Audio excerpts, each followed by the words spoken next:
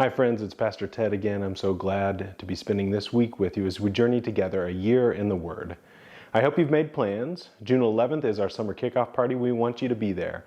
We have something for all ages. We've got free food, we've got a petting zoo, we've got bounce houses.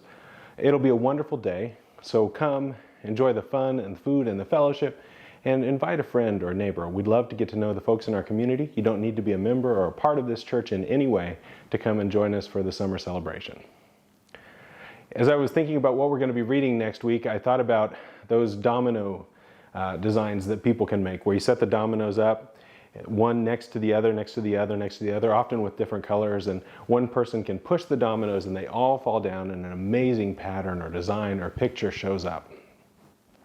And then I began to imagine what it would take for somebody to dump a box of dominoes out on the ground and have them all land in just such a way that this amazing pattern forms without anybody having to move it.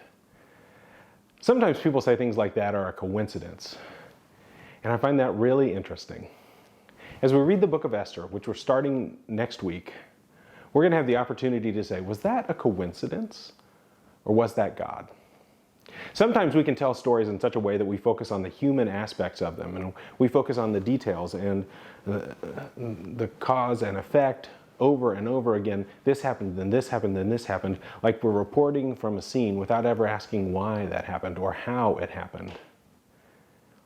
When we talk about faith, though, we talk about God's action, the why behind it.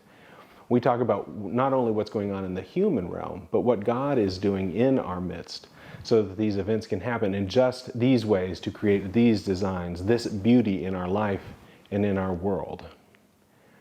Remember, I ask 3 questions every time I read the Bible, and the first one is, who is God in this text? And that will really be the most interesting question as we read Esther.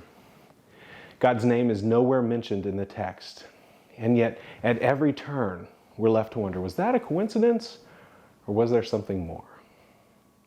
Was that just human happenings, or was God involved? Where is God as we read this text? It's a beautiful text. I love it, and it drives me again and again to discover God in our midst, God in our world, even when others can't see God at work. I hope you're excited to read this part of the Bible. I certainly am. I hope you're having good conversations as we read together, and I hope to see you in church again soon.